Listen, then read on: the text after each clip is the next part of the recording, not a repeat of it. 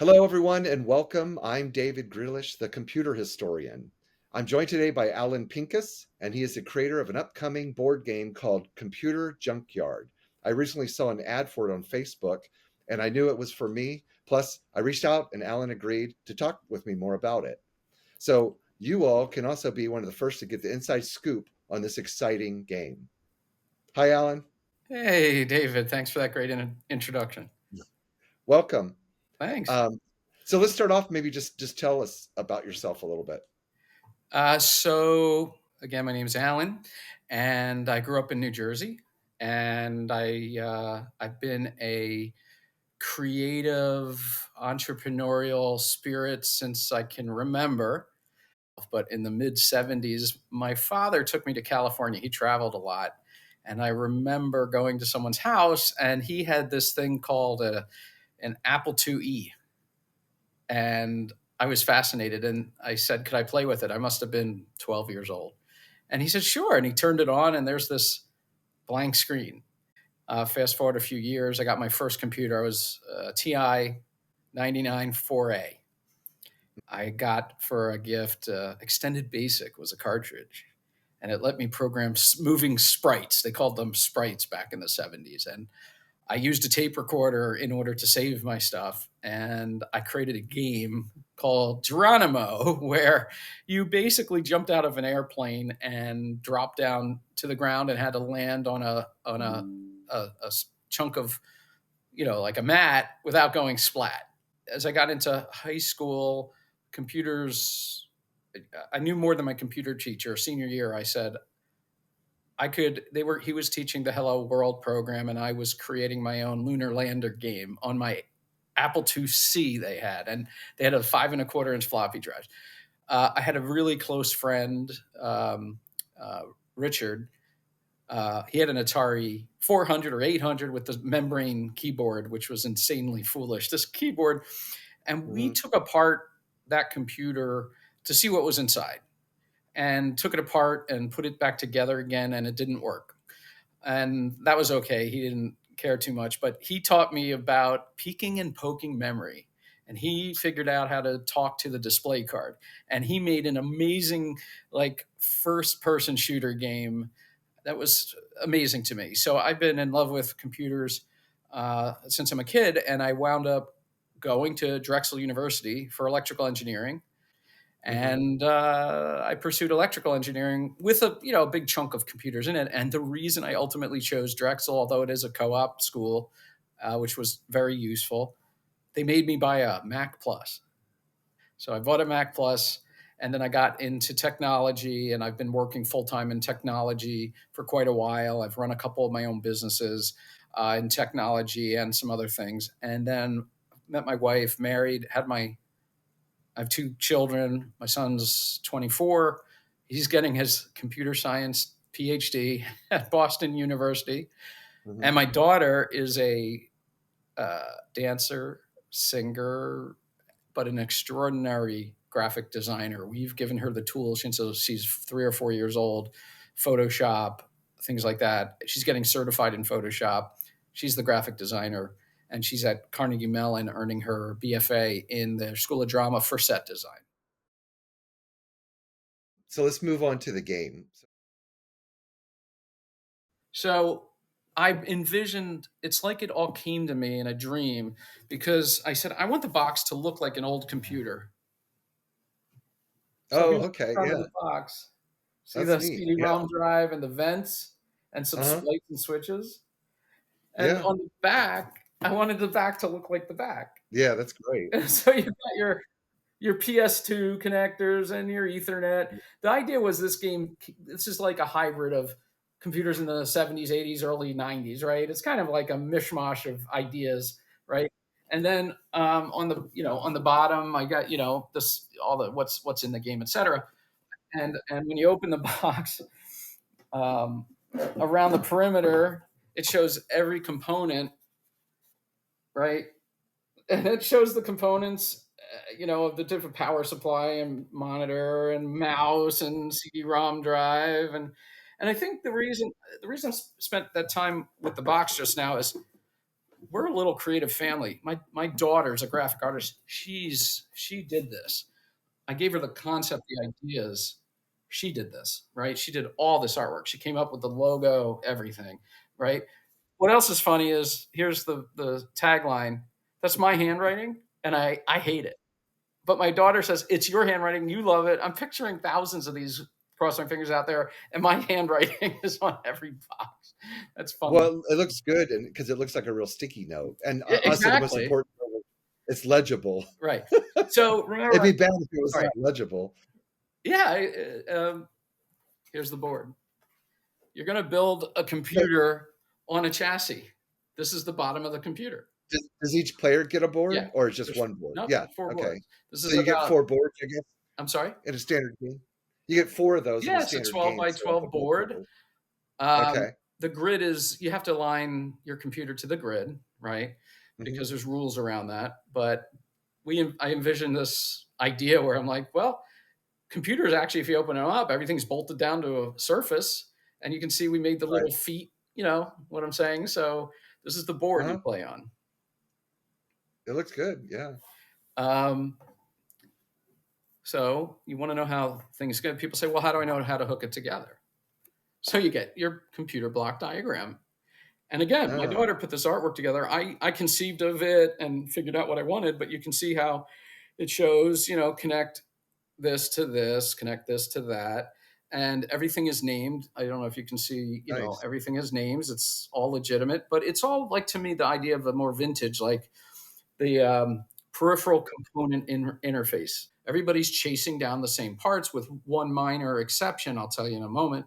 And what I said was, I realized they wanted to track their opponents. So each row is one of your opponents and yourself. And you see along the top is, I've connected it, and you can have more than one. So you might you number it. So you may say, look, this player has this many CPUs, right?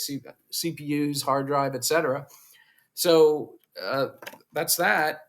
And remember, I mentioned that here's the Computer Junkyard money.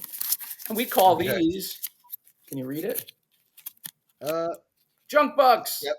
Yep. My daughter created all this artwork. You can see in the background the wiring. So I envisioned some of this, but she ran with it. Nice. And you have to buy and sell, right? So here's the idea: this is your junkyard price board, right? You can see all the pieces. There's 16 of them, 15 or 16. You see the names of them, so you don't have to guess what it is. And each column represents a different price. So what you do is the game comes with dry erase markers, right? So you buy something and you fill in the next bubble, right? So right now, these components all start, if you see, at $1, right? Okay. And then as you fill in bubbles to your right, the price goes up, right? Okay. Supply and demand, huh? Supply and demand. And you only get for 4 players, you get $50. So you're building a computer out of your spare change, a few bucks in your pocket, right? What happens is you're like, $50 is plenty. Everything's $1. By the time you're out here, you can see an inventory is decreasing. This represents every piece, every bubble's a piece. You're at $12. Money becomes very scarce very fast. We made a mechanism where you actually can buy a part and sell it. Because of this, you can make money, right? You can buy it for $1 and hold on to it if you want. Prices will go up.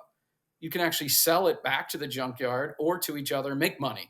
So money's scarce, but there's a mechanism to actually get more money, right? But one of my favorite elements, back in the 80s and 90s, less so much now, in 2000s, computer bugs were a problem, right? You'd have the blue screen of death. I said, well, I've got to simulate that. So the game, you have computer bugs that affect your hardware. Computer bug. Here's the computer bug. You connect this to your hardware, and do you see the tab right there? Yeah. But we have all of these components, right? So there's your power supply, right? And what do you connect all your hardware to? What do you connect it to? To the motherboard? What? To the motherboard, right? Yeah. There's your motherboard. Oh, okay. I see, with all the little plugs. Right. And the idea is that here's your CD-ROM drive. Uh-huh. And a little hard for me to do vertically, but you can see how it interconnects, and it's blue Right, to right. blue. Do you see that? Hmm. So you need to know nothing about computers in order to play this game, and it should be pretty clear that I hope that this doesn't go there, right?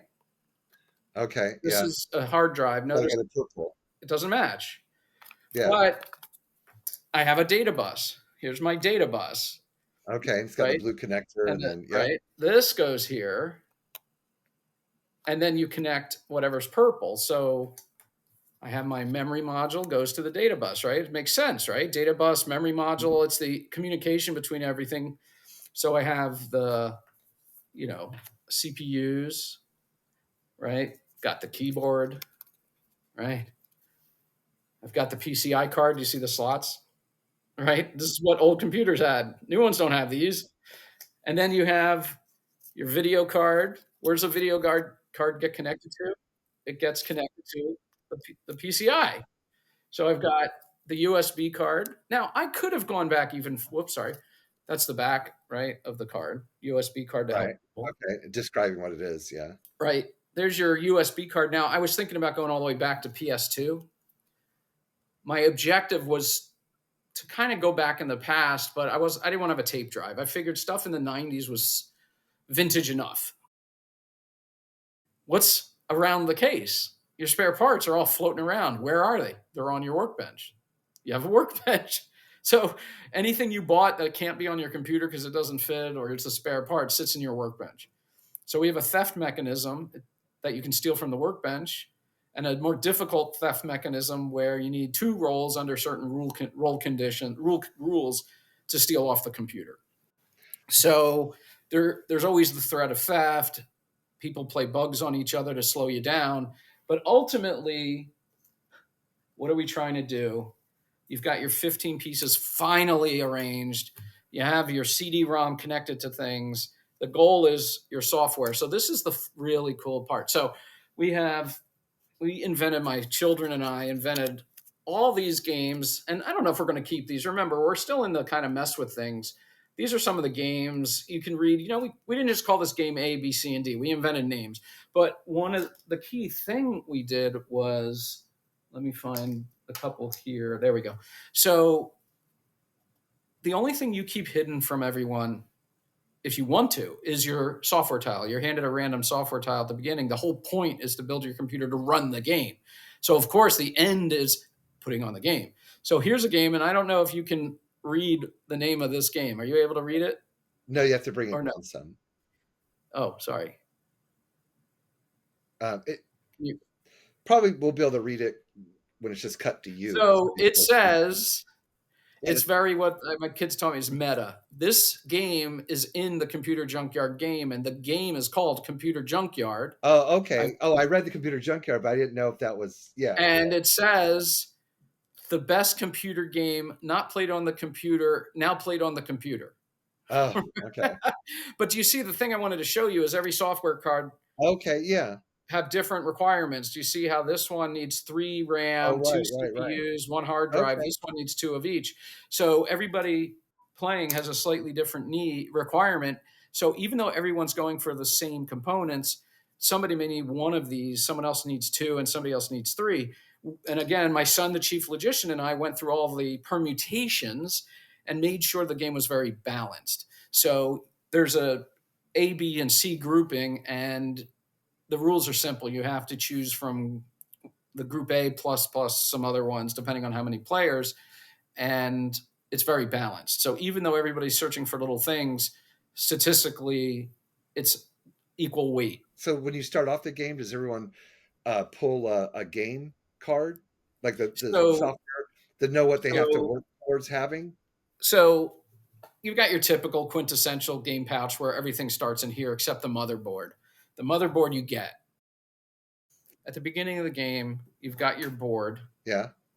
You've got a piece of software with its own memory, CPU, and hardware requirements. Okay. Everybody has a copy of this, Right. and you can see over here, everybody, in order to have a functioning computer to play a software, you need all this.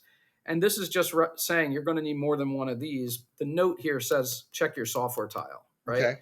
So you're going to need every one of everything. You can have more than one if you want, but you have to be able to connect it. And also, of course, we don't call them ribbon cables. You have a ribbon cable where you have multiple connectors on it. You see how I can Yeah. connect multiple? And what you can also do is stuff that, so when it's your turn, you're going to get the motherboard, the motherboard, a piece of software, and you'll have everybody will pull 3 tiles out, and you'll start with 3 tiles. They could be a combination of bugs Okay. or hardware. It's all random because they're all in the bag together. That you're all Correct. okay. And somebody goes first. Usually, I don't call him a banker. I call him the cashier. The cashier is responsible to manage all the transactions and manage the price board, right? So what happens when you start, since hardware's come out of the bag, we fill in dots. So Yeah. some of the parts start more expensive. So it created this dynamic where you could see everybody, and everything's visible except your software card. That's what I call it. It's like a chess game because nothing's hidden except the software. You don't know exactly how many somebody needs, but you know they need the same things. One of the things I always found amazing about chess, you see every possible move. It's not like a player pulls a pawn out of their pocket and go, I had this hidden pawn, right? Hmm. It's not like in chess, you roll the dice and say, oh, good, my rook is now over here. Every move is conceivably there. I know exactly what my opponent can do. I can't see it is the problem. I don't have the skill set. I don't see it. And all of a sudden made it in 3. This game has that exact thing because everything's visible, right? On my board, everything's visible. I can turn pieces, reconnect pieces. I can take a piece off. I can put a piece on. The chess ending is you're allowed at the end of your phase 2, you do not have to announce, guess what? I'm ready to connect my software. You can connect it. The minute you connect that software and everybody verifies with the block diagram that you connected everything right and you don't have a bug on your computer, because obviously you can't run a computer if it's got a bug. You got to get rid of the bug somehow. You win. And it's literally like a chess ending. And how much is it you planning for the basic, tiers, but the basic game costs? So if you go on the landing page, which I hope you'll share with people, Oh yeah. you can become a VIP for literally $1. The idea is it's intent. I really want this game. It's intent, and you can have the dollar back if you email us, me. I'll send it back to you. Hmm. Right? It's about intent. So we love people who say, "I like this. You're really helping." They'll pay the lowest price. It'll start at $39 for just the game, and that's 40% off what we anticipate the retail price to be, about 60, 65. You'll get another 5% off being a VIP. I will refund every VIP 5%. You're also going to get this. I showed you these bugs, right? The red bugs. Hmm. You get a set of what we call our golden bugs. And we created a couple house rules, but you'll get golden bugs that play in the game as a VIP. Um, and then we'll have add-ons and packages. You can get the junior version and the original version. You can get the original version with we're coming up with golden bugs. We're coming up with keys. Sorry, not keys, locks, where you can lock and protect hardware. We're coming up with some fun add-ons, an expansion pack. So if you want to play with up to 6 people, we'll provide the extra boards, the extra money, the bigger price board because there's going to be more hardware, Okay. those kinds of things. And so it's really up to the pledger to decide what combination of things they want, but we're going to have packages. You know what I mean? You'll get emails over time as we progress. The dollar just guarantees that you're going to have the best price and the extra, thank you for jumping in early. We have our VIP group where I communicate with everyone, and these VIPs make all the difference. That $1 says you have strong intent. You don't have to follow through. You don't have to buy it, but anyone who's willing to go through the trouble of getting their credit card out, paying $1, must have some serious intent, and that's what's going to help us launch.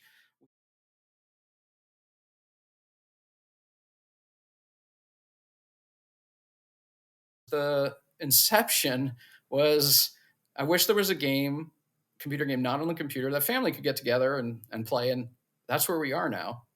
It was never meant to be. I call it, I don't know if it's a game term, but games like are play and stay. I don't really know if you remember, one of my favorite card games was Waterworks. Do you remember that game? Oh, I do I remember that loved one. that Yeah, game. that's I a cool game. loved Yeah. it. And you had a spigot. Yeah, it was a card game, and then of course, you Right. build like a big You had a painting. spigot, you had to have You have tricks. 15 cards, and the faucet end of it had to face towards you. So if you didn't Yeah. connect it up right, you wound up. My family had that game. Yeah. I remember loving that game. When I first created it, the cards, you would just set them next to each other, but you wanted to disconnect, reconnect, disconnect, reconnect because you were moving it around. So the way I envisioned it was the connectors would be in different places, indicating that maybe you had a conflict and it wouldn't work. My son at the time, we got him, he was fascinated with all sorts of stuff. We got him a little toy. I don't know if you call it a toy, but a hobby 3D printer. And he learned very fast how to use it. And I said to my son, I said, Jared, I'd love to connect these things together and get rid of the whole business card shape. It doesn't work quite right. And he said, yeah, let's do it. So we came up with a mechanical configuration. I have the expertise in this. So I guided him with what the design needed to be. And he all of a sudden is printing out. I don't have them next to me, but I have all these prototypes I could show you at some point, these plastic pieces that I then painstakingly made my artwork. I then, using rubber cement, glued it down to every tile painstakingly with a razor blade, notching things, cutting things, and made my first prototype. And all of a sudden, poof, the game started working. You connect pieces together physically. I was like, wow, because I'll show you at some point the complexity of this. Any particular pitfalls you think you fell into that you solved, obviously, that in designing the game? Oh my goodness. Like my son is, we call my son the Computer Junkyard's quote, chief logician. He is a fundamentalist, a fundamentals computer science. He's working on the underpinnings of programming languages, what's underneath it, Mhm. right? The basis for it. I want it to be that when you play the game, very quickly into the game, you realize you need everybody. You need allies. You have to, scarcity. It used to be we thought the money in the game, you actually have to buy parts, and I used supply and Mhm. demand. So there's actually a supply and demand mechanic where the pieces start real cheap, but there's limited inventory. And I discovered scarcity was everything in this game. I had spare parts, spares, too many spares. Nobody had to work with each other. I learned very quickly to get rid of spares, and I kept getting rid of spares until I got to the point where people started fighting over pieces. And that's where things started really coming together. And it dawned on me, I think we should build it on a computer chassis, meaning you're constrained. Everything's got to fit in the computer chassis. And we Well, like worked. a real computer, I guess, right? What's that? Like a real computer. Like a real computer. I said, why not make it more of a real computer? So there's a chat that you play on a chassis, on a board. Computer Junkyard's played on a board. It is a board game. There's 4 boards. That made it a winner. That's all of a sudden, holy cow! You were constrained to physical geometry. It became truly a dynamic puzzle where you fought yourself as you Mhm. tried to build quickly and acquire parts, and you would place them. They wouldn't all fit. They'd intersect. They'd get in the way of each other. And suddenly you're like, gosh, I need a different connector. You would see it. You might need to steal it, barter, trade. The game is wide open from a trading perspective. It's basically whatever you can conceive of as a deal, as long as you're not breaking the rules of the game. Anything's like, you want to trade with these 2 people and you want to barter and borrow, you do whatever you want, like the real world. But it's has been my goal was to make the best computer game not played on the computer, so families could learn about computers, what's inside them. We don't make computers like this anymore. You don't really build them out much anymore. Thanks again. Really appreciate your time. Hopefully we can follow it along too and do another one of these maybe downstream.